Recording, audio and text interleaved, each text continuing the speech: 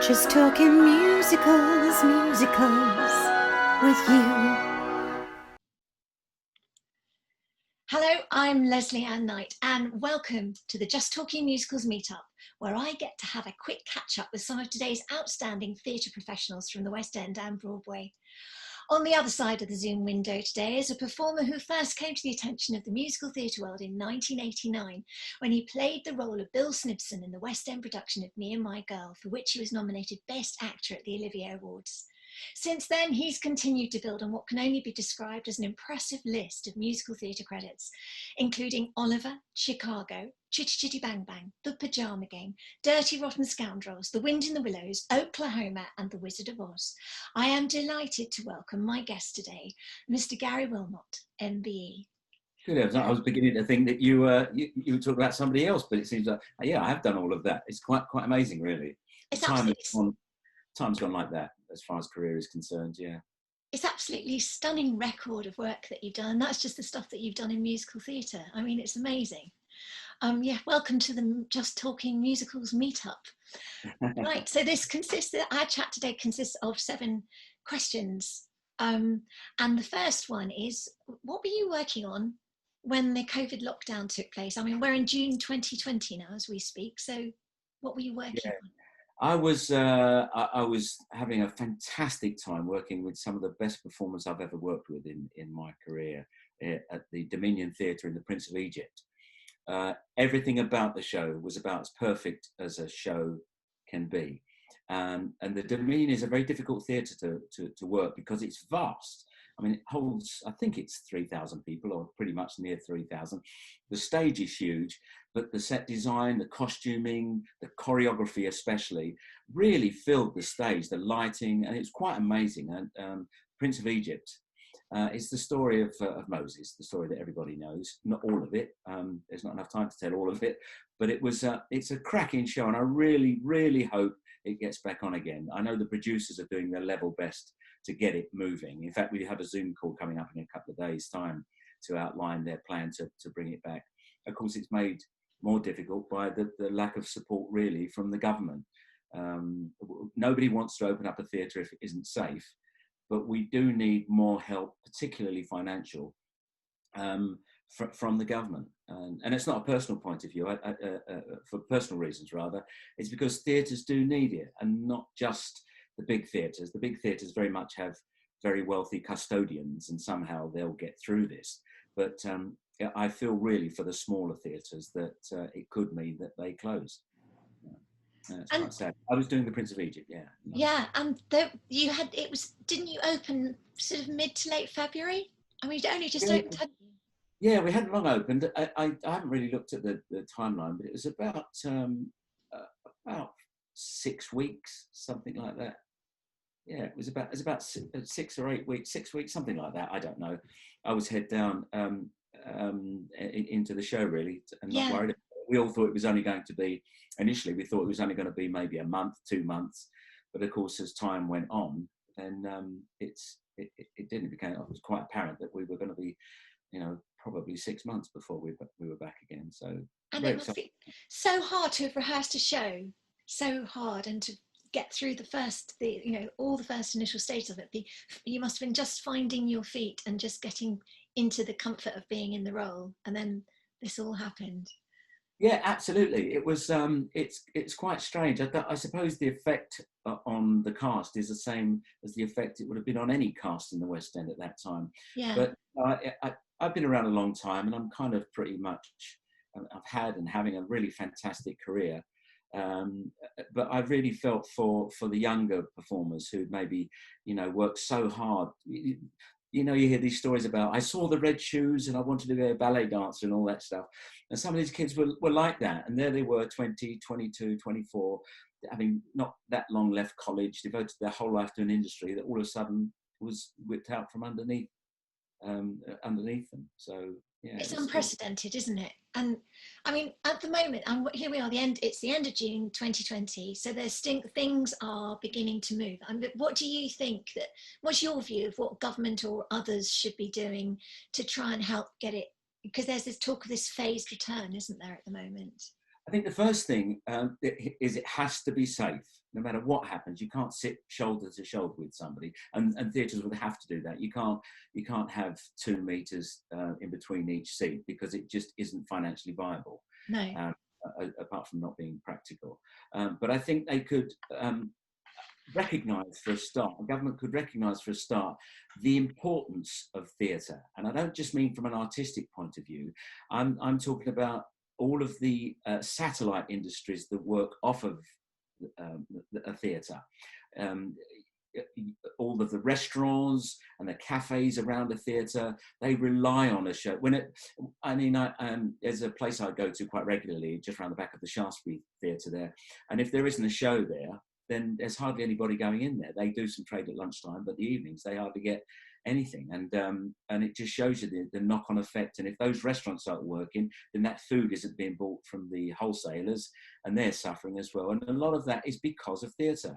It's such an important. I came up with discovered a statistic about 3 or 4 years ago when I was doing some research into getting more musical theatre on television. Because there just isn't any. There's people singing, but there isn't any musical theatre. And the most amazing statistic I came across was that more people go to see musical theatre in a week than go to see football matches. And yet you compare the coverage with what musical theatre gets and what football gets, and it's kind of, there's no comparison. It's extraordinary. I mean, maybe it's more simple. Maybe it's because it's more simple to film a football match, than it is to film a show or to have artists on from a show.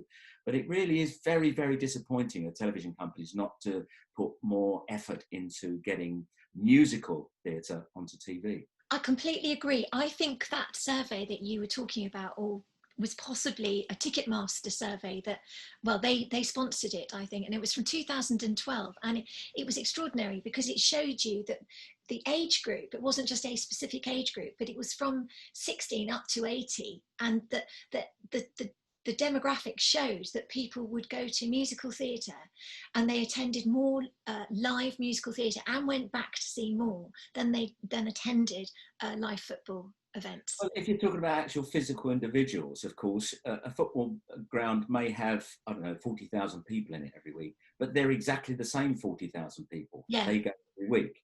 Whereas in theatre, people on average go maybe twice to the theatre in a year. So it's much broader. It's a much broader audience, musical theatre, than football ever. Doesn't come anywhere near it. And yet there isn't any on television. It's so frustrating. There are people singing. There's X Factor and all the rest of it, and hopefuls. And but there's not. I mean, as I say, I work in the Prince of Egypt, and indeed many of the shows I've been in. The quality of the voices and the performers is extraordinary. It thrills me every time I hear them on the first day of rehearsal. Absolutely thrills me, and it's so sad that so many of them don't realise how talented they are, because they're all doing the same thing. They're all kind of all of the same high level, and we need to have more performers, people performing on television.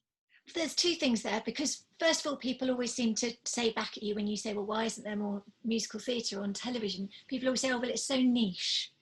But those figures show you that it's not niche, and also the fact that it generates so much income, revenue for the government in taxes, and it creates so many jobs within the industry that it far outstrips, I think it's agriculture and sport. Yeah. It is quite phenomenal. It's just the people that... The government have those figures and statistics in front of them, and I don't know why they don't come to the conclusion of we've got to do as much as we can to support this. Yeah. I mean, they're quick enough. I know it's an old cliche now, or a recent cliche, but they were ready enough to do it with the banks. So why can't they do it with musical theatre and indeed theatre in general? Musical theatre tends to be the larger theatres or bigger productions. It tend to be in bigger halls, but it's those smaller ones, the Bush Theatre and places like that. All these lovely pub theatres, they all need support. I mean, they've been doubly hit because they've got no pub and no theatre. No, so it needs help. It absolutely needs. I mean, the transportation alone, just to get, I don't know how many. It's got to be tens of thousands of people into the West End every night. All of that is revenue. Yeah. They all come in, they drive, they park, they take a train, whatever it is. All those people just getting there and getting home every night. That's hundreds of thousands of pounds, millions of pounds every single night. Yeah. I just don't, I cannot get my head around the government not doing more for theatre. Also on And that subject. in the First World War, in the Second World War rather, Yes. when Winston Churchill was being asked to, I mean, I wasn't there, so I'm just told this story. And that his members of his cabinet were saying, we need to cut back at this time because we need money for the war effort. We need to cut back on the arts. And his reply was, we can't do that. That's what we're fighting for. That's for me, says it all. Does for me. When we were chatting the other day, you said that, and I thought, oh, I do hope he mentions that when we meet him. But that's absolutely pertinent. It just it's the bullseye, isn't it? That seems to be missed right now. Yeah. Some fantastic thoughts on all of that. Going on to a lighter note, because this is the meetup. What's your favourite show of all time? Me and My Girl. The one you were in. Yeah, I would. It changed my life, and maybe it's my favourite because of the way it changed my life. I was very much a known on television. I'd been about 10 years on all sorts of programmes, my own programmes and everything else. But I could kind of sense that variety was dying on television, and that's what I did. I was from the days when it wasn't called stand-up, it was called cabaret. You were a cabaret performer, and you went out and you dressed up as nice as you could. You turned up in a nice suit, you put an even better one on with a bow tie, and you walked out and did your show, which was normally top and tailed. Even if you were a comedian, it was top and tailed with music. You sang a song when you're smiling, whatever it was, and then you tell all your jokes, then you'd finish with a bit at the end of the song. And then it was changing to people who turned up in scruffy clothes, put even scruffier clothes on, and walked on stage and started doing their acts. And now most of those are all big stars now on the circuit. And so I could see it was changing. And I auditioned for Me and My Girl. Mike Cochran and the production team were auditioning for people to play the role of Sally Smith. And I was rehearsing for a pantomime just around the corner, and I got a call from my agent saying, will you go and meet him? You won't, it's not for Me and My Girl. It's just that he does a lot of stuff, and it would be really good for you to meet him. So I went in, and I'd seen the show about 6 or 8 months before, and I loved it. I knew somebody in the show, a whole group of us got together to go in and see it. And I came away, and I wouldn't stop talking about how brilliant this show was. And when I walked down the aisle, and all the creatives and production team were sitting there, about 10 of them, and there I was going on about how brilliant this show is, all the things you shouldn't do at an audition. I was saying, I sat there in row G, that's Gary, you know, I was sat in that row, just coincident. And when the house came forward, when the piano came on and no one was pushing it, and it just came on, and I was going, it was marvellous, but I'd never seen anything like it before in my life. Anyway, I got up and I sang a bit and danced a bit and did a little scene from Me and My Girl, not intending to get the role, because I wasn't anybody's idea of just the colour of my skin. I wasn't anybody's idea of an archetypal Cockney character in 1937. And then about a day later, Alex Armitage called my office and said, we'd like Gary to audition proper for the role and meet the rest of the producers. And that's what I did, and I was in. And it changed my life. It's what was so wonderful about it. It's not just me and you can see I can talk forever about Me and My Girl, but it's not just the show. It's the way it was run. Nigel West was the resident director, and Lisa Kent was the resident choreographer, and they kept a really tight ship. And it ran for about 8.5 years in London. And even in the last couple of years, people would go and see it and say, well, it's fresh. It's as fresh as the day it was put on. And that gave me standards. When I walk into a rehearsal room now, I want to work with people who know what they're doing. And that's one of the reasons it's left such a tattoo on my mind of how things should be done, really. What's your view on, you know, when people say when you're in a long running show and you go in every day, and how do you get the energy together? And what's your view on, you know, when you know a role really well, and yet you're doing the same role every day? I think I know what the answer to it is, but what do you say to people when they say, yes, but how do you do the same thing every night? I've had cab drivers say that to me, and I say, do you not get in that little booth every day in your little cab there, and you drive around the same streets every single day? And they go, yeah, all right, fair enough.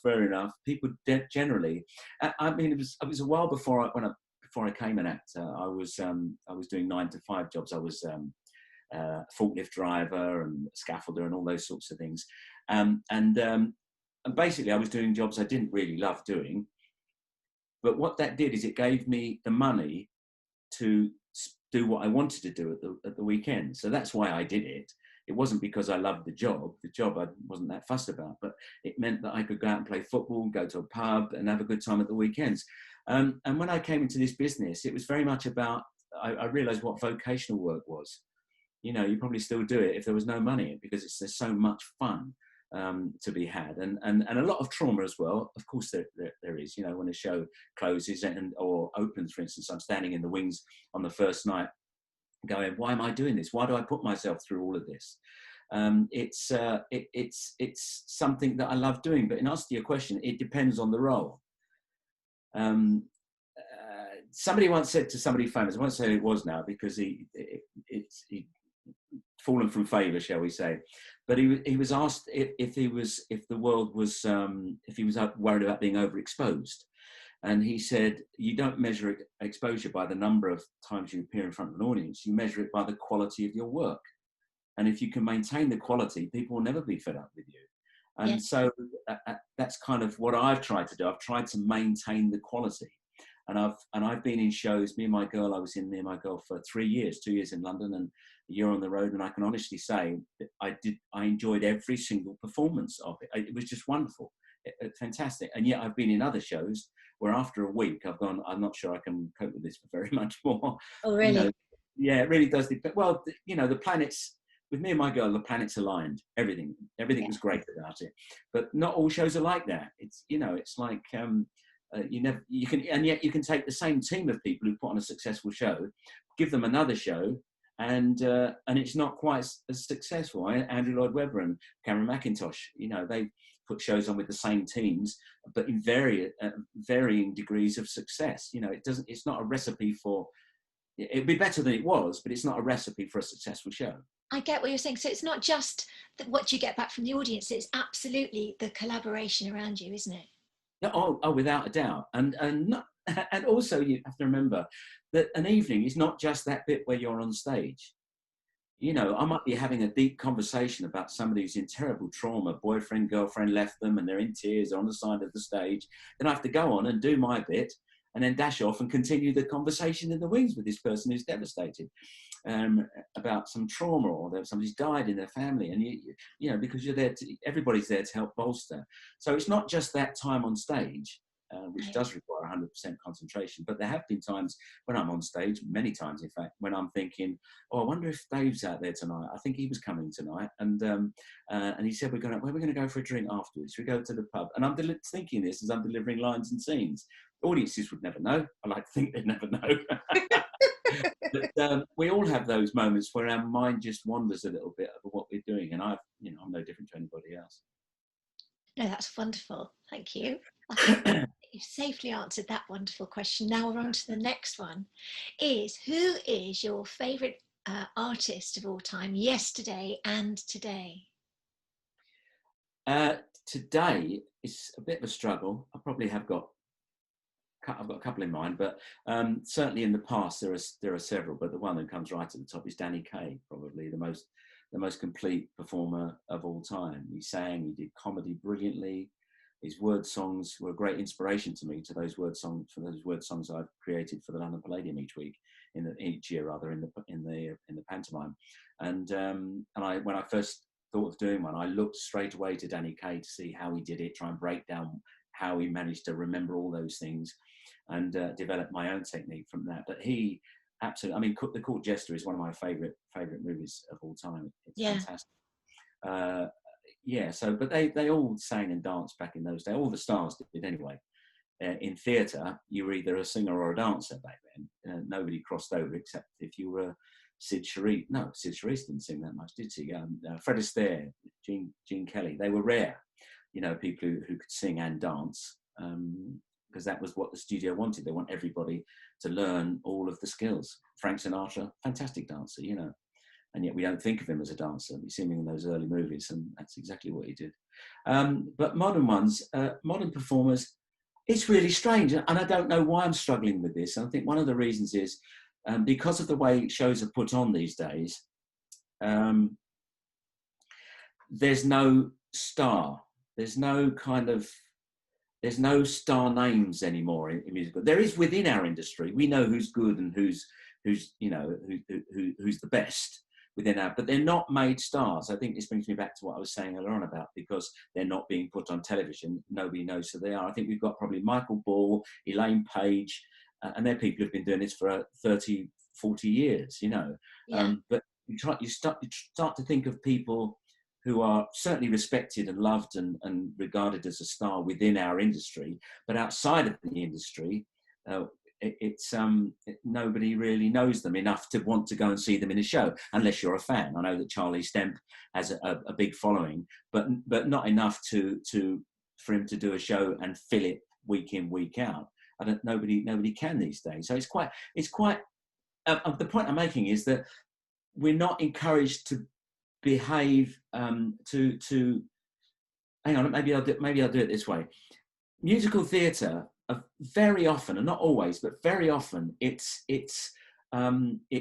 dictated to the performers rather than the performers having an incredible creative input. I was listening to the radio only this morning. Somebody was talking about songs that are created. They used to create them for the singer. They used to. I mean, they were talking about Judy Garland and Somewhere Over a Rainbow. They were considering her voice, her persona, the public perception of her. All of this went into creating Somewhere Over a Rainbow. They wanted it to be in her register. They wanted it to show off all the good things in her voice. Not just musically, but lyrically. They wanted it to sit perfectly, and it did. It does. Now, they write the musical and then impose it on everybody, if you know what I mean. They go, this is how the song goes, now learn it, and then you go and do it. And that doesn't encourage people to be as creative as they are capable of being. You know, they're not, then they can do it vocally, but they can't. It's very often, very rarely that they say, that I can say, but don't need that middle eight, or that, you know, or can we have that in a different key, or can, you know, those. Whereas in the old days, the musical vehicle was for the likes of Howard Keel, who had a great voice. They'd write a song for Howard Keel and then somehow crowbar it into this very loose story, you know, very weak, not weak, but not strong storyline. And it was really a way of selling the songs, which is great. And now it's not. Now it's all, you know, it's all created and it's given to the performers to do. So maybe we're not being given the opportunity to make people individually stand out and go down that line of experience that will make them different from everybody else. I suppose there's an awful lot of talent in the theatre and I think one of the things in the old days, like when I was growing up, there was always a musical film on, like it was either Fred Astaire and Ginger Rogers, or it was Oklahoma, Singing in the Rain, and it would be on a Sunday, and you know, you just watch them because they were on the telly, and I loved it. But there, you know, as you say, there isn't that kind of thing now, and kids today haven't grown up with that kind of thing. Because there is so much abundant choice, but the singers then were made, the people that were in those musicals then were, because they were in great big MGM Technicolor films, they became very famous for it. But now there is, without a doubt, such an abundance of talent working in the theatre, and you'll see, this is one of the things I think, you'll see somebody in a show and you may never have heard their name before, but they are sensational and they just blow you away, and there's a lot of that.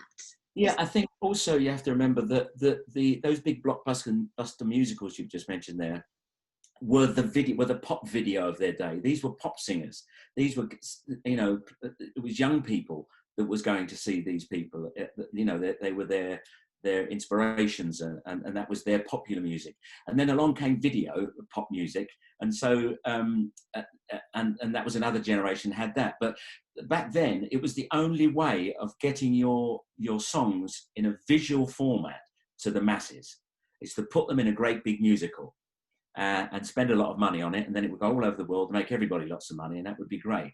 But now we don't have that. We have and unless you're, I said to my nephew once, if you want to be a great jazz musician, you have to mix with jazz musicians.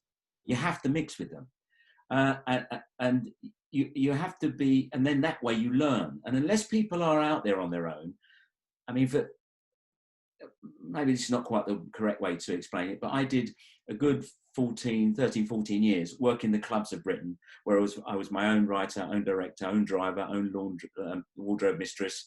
You did everything for yourself. And I'd be driving home after a gig in Newcastle going, right, that gig didn't go very well.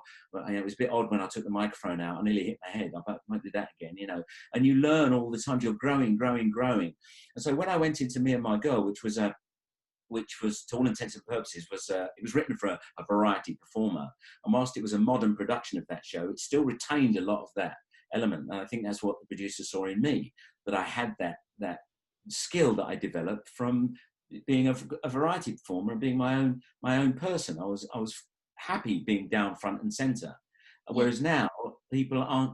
They're not all as happy to be down front and centre. The nerves kick in. They lose a bit of confidence. They're not trusted. They don't trust themselves. I remember directing a concert show once, and I said to one of the performers, you sing that song, Bring Him Home. You do it fantastic. I mean, it's better than it was a woman. And I said, it's better than any man I've ever heard. It's just fantastic. So when you finish the number, take in that applause that the crowd are giving you. You've earned it. But she never once did. She just, as soon as she finished the song, lost confidence and kind of stepped back. She had this amazing voice, which brings us to the X Factor, of course, which is one of the biggest misnomers there is on television. I see some brilliant voices, some great voices on there. And then they stop singing and they disappear. They're talking, they go, that's right, yeah, working Waitrose, and they just disappear. And that's not what the X Factor is. I'm not saying it's bad, I'm just saying it's not what X Factor means. X Factor is somebody walks on the stage and you go, and there's an audience, you go, oh, here we are, we're in for something good. You just know. And unless performers have that experience, they don't know how to, it doesn't manifest itself. I hope I'm making sense. Oh, complete sense. Yeah. Good. Yeah. It's all food for thought. Now, I think you can teach charisma, but I think you can teach somebody how to be better on a stage. And I see so many of the dancers, particularly that I work with, that have come out all of the top colleges, and they are brilliant, absolutely brilliant. Every single one of them, they're just so strong, and they get these jobs, and they go on, and they're so humble with it all. But so many of them, if you ask them to be creative in some way, it's a bit of because it's new to them, they're not sure. They're not sure what to do. They don't have the confidence to say, well, I think it might be good if I did a couple of pirouettes here, or if I did that there, Unless it's a bit of acrobatic work, then usually they're quite forthcoming with that, because everyone's told them, that's brilliant, that's special. So not afraid of that. But unless you nurture people to think that way and to consider them. Listen, I don't know a lot about anything, but I'm an expert on Gary Wilmot. And when I say I can't do something, it means I can't do it. It's not that I'm nervous or I don't have the confidence. In fact, somebody quite famous said that to me. You just need the confidence. I went, no, confidence doesn't come into it. I know I can't do this. So, but then again, I know all the things I can do. Yeah. And so stay within that. And that way you're always comfortable, always confident in what you're doing. It's not about being in a comfort zone, because we want to stretch, we want to do those things, but unless people are given the opportunity to be in that situation where they can develop their own skills, then you're not going to get anybody that's particularly that stands out from everybody else, unless it's a natural talent like Charlie Stemps. Who, now, just for anybody perhaps anyone that doesn't know, he was half Sixpence and Hello Dolly, wasn't he? The dancer, he played Barnaby Tucker. What an outstanding dancer. Yeah, and in Mary Poppins as well. Oh, yes. The production of Mary Poppins. But this is my point. If you go out of the theatre and you say to people on the street, do you know who Charlie Stemp is? Most of them, I'm not doing Charlie a disservice here because he's a friend of mine, but most of them will go, no, I don't know. Whereas if you said, who's Lulu, who's the whoever, and anybody, they would know. And that's because they've been on television before. That's telly for you, though, isn't it? That's telly. So we desperately need to get musical theatre on TV. You're absolutely right. Although, maybe. But I did say to a producer a long time ago, and he said he'd found somebody, a lady called Sonia Swaby, who's not in the industry anymore, I don't think. And he said, she's absolutely knockout. She's in my show and she's a knockout. And I said, well, what are you going to do with her next? He went, what do you mean? What am I going to do with her? I said, well, you must find a show. She's brilliant.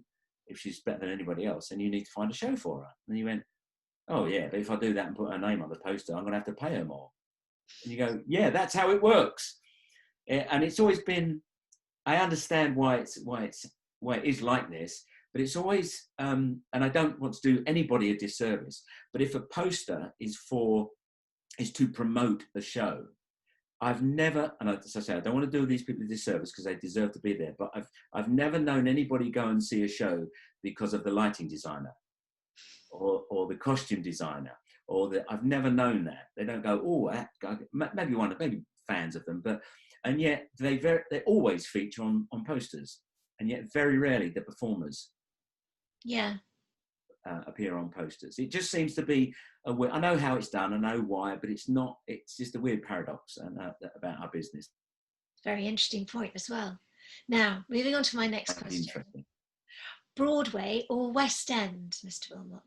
Oh, I couldn't give a toss about Broadway. I don't. Listen, we've got the best theatre in the world. You can't get any better than the London Theatre. If you do it for your own, it'll be something nice to do. Of course it would, but no, I've been asked this question many times before, and I, that's great over there. It's great, and I've seen shows on Broadway, and I've just thought, well, I think our one's better, or maybe I'll see another one. I go, actually, that one's better than the one we've got in Broadway, but in the West End. But no, the West End is. You don't have to strive to be on Broadway. You get to the West End, and that's the goal, if you ask me. It's because we have the best. We have the best set designers, the best creators, the best writers, the best performers. They're all just fantastic, and working with these people is a joy. And we should build that. And I'm not just doing it to build that, but we should build that what we've got here in the West End. It's fantastic. I don't need to go to Broadway to certainly a living to be made here. I don't need to go to Broadway for my own ego. I don't need to do it. Fantastic answer. Thank you very much. And finally, we are up to number 7 on our questions. And it's, if you were to write a book about your life up to now, what would the title be? And what would your favourite chapter be? I think the title would be, and it's a title that's been in my head for a long time, and it would be Black and White. Gary Wilmot, Black and White. And it's never been more meaningful as with the way things are today. My mother was white from Birmingham. My father was on the Windrush, so from the Caribbean, from Jamaica. And I've grown up mixed race. It's had various names over the years. It's half caste, coloured, whatever they are. They're all just titles to me. I never get offended by anybody, and it's a generational thing. I would never say, I'm not granddad, but granddad, you can't use that word anymore because it's a generational thing, and it's really just a meaning. But the way things are, and indeed, I never really realised, that I was black, because all of my friends when I was growing up, apart from a couple in the same boat as me, were all white, English, London, South London. That's all I ever thought I was. And it wasn't until I came to the industry that became an actor that I had to consider that. I went in fully knowing I wasn't going to get the role of Bill Snibson in Me and My Girl, and yet a barrier was broken. And then, would you like to play Fagin? Fagin, a Jewish Londoner. Oh, yeah, I'll go with that. Copacabana. Copacabana was basically playing Barry Manilow in that show. There have been so many roles, and I've not done this consciously. And I think it's because people see what I am at heart. They don't just go, "I want a black bloke." I've done shows where that's needed to be, or producers have felt it needed to be a black person. Like, for instance, in Carmen Jones, you can't have an all black production and have it full of Chinese and whites and what have you. And Asian guys. Wasn't it?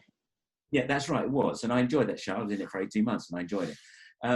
But as time has moved on, I kind of learned that it doesn't matter. This is theatre. It's not the real world. It's not the real world. So if somebody's right for the role, it doesn't matter what colour they are, because the minute they go out and say, I mean, if I was playing some sort of like high-flying lawyer, in fact, I have done that as Billy Flynn in Chicago. Of course, yeah. Yeah, Billy Flynn. I had this conversation with the voice coach she was going, well, you've really got to sound like you're from Chicago. I said, well, hang on a second. I can work on that and make it sound like, but I'm playing Billy Flynn, who's obviously an Irishman, and I'm black. So that for me isn't the most important element of playing this role. Indeed, it was played by Sacha Distel. You know, he doesn't sound like from Chicago or Irish or whatever you. So, but the minute you walk out there and say who you are, audiences accept it because it's not the real world, it's theatre. Yeah. There might be, and I'd even argue this actually, if you want someone to play the role of Martin Luther King, you could argue that it needs to be a black person.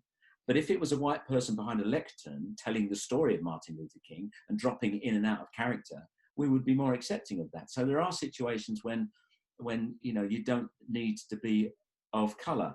I think it does get a little frustrating with television because every drama that or most of the dramas that come on now are period dramas, so they don't even consider black or Asian performers for that, because they go, well, there wouldn't have been any. There are one or two that back that trend, but more power to soap operas, because you know that they're a true reflection of what life's like in our real world, and I like that, and more power to them. But as far as the theatre is concerned, we just need the best. And I also, by the same token, I wouldn't want the job just because I was black.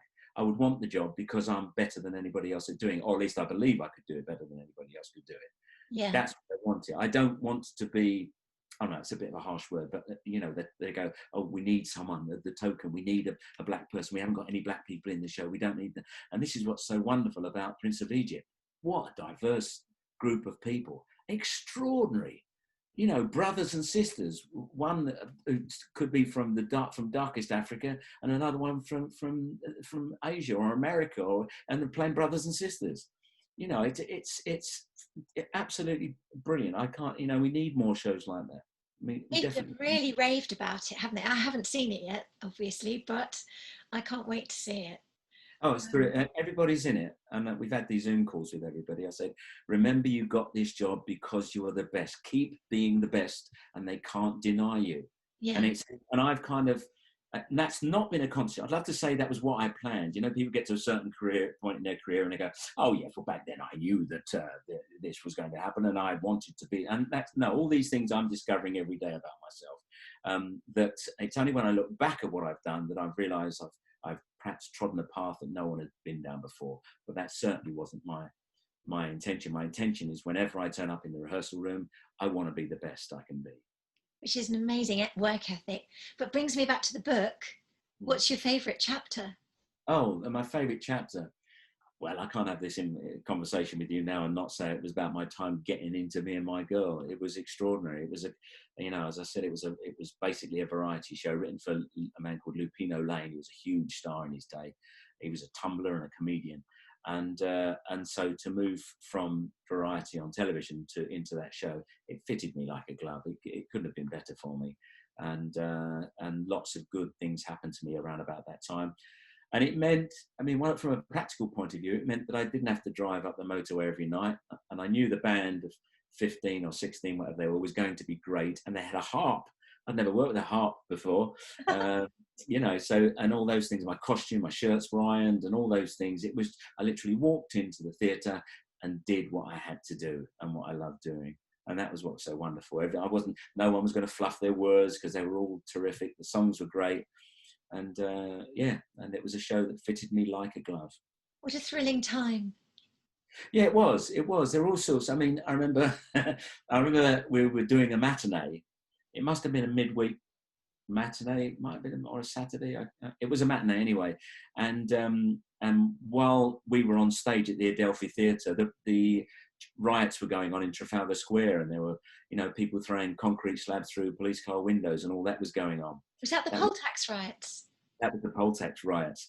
It kind of started as our curtain went up, and when I wasn't on stage, and most of the people weren't on stage, we were all out the stage door looking down towards Trafalgar Square, and there was black smoke rising up, and these rumours were coming to us. And at the end of the show, because the audience were completely oblivious to what was actually going on outside, they'd had the best time. And I said, ladies and gentlemen, just to let you know, the police have asked me to pass this on to you. And then they all laughed again. They thought it was all part of the show. And I said, when you leave the theatre, I'm afraid if your car's parked down Trafalgar Square there, you can't go down there. You have to turn left, go over the bridge, walk along the other side of the river and back over again. And they were all laughing. And I said, and don't worry, crash helmets and shields will be given out as you're leaving. And so things like that, you know, the things that stick in the mind forever. While it was the juxtaposition of us having such a brilliant time in this building, and then sorts of mayhem going on less than 300 yards away. Yeah, and that was a big deal as well. And that's part of being theatre and part of social history all banged together, isn't it? It's amazing. Yeah, absolutely. And that's what, you know, theatre is great for that. And I didn't realise that when I first started doing it. It's only in later life that I realised how educational it is and how important it is to for the education of people to see things reenacted, and just to take you away from the kind of the problems and petty detritus of everyday living, and just go and immerse yourself in a play. And if you go and see one and you're not immersed, please don't let that put you off. You know, you find another one. You know, you sometimes go and see somebody who is a very famous person, but they're miscast, and so your enjoyment of the evening isn't as great as perhaps it should be. But do try it again. Do try again. If you've been to Shakespeare once and not liked it, go again. See the same play somewhere else, a different. You know, if it's Midsummer Night's Dream and you didn't like it, go and see it in the park or go and see it somewhere else. And the more you see it, the more you like it. So, a little bit like Stephen Sondheim shows. Yes. Another story. And talking of which, I can't wait because we're going to meet up for a proper long interview later on in the Just Talking Musicals series, and I can't wait for us to also dig into more about the shows that you've been in and more about your career, because I love listening to you, and thank you so much for talking and meeting with me on the meetup today, on this special Zoom meetup. I look forward to the time we can touch elbows. Yay! But Gary Wilmot, thank you so much for today. This has been absolutely splendid. My pleasure. My pleasure. Thank you, and I look forward to seeing you soon. Oh, terrific. Okay, bye-bye. Just talking musicals with you.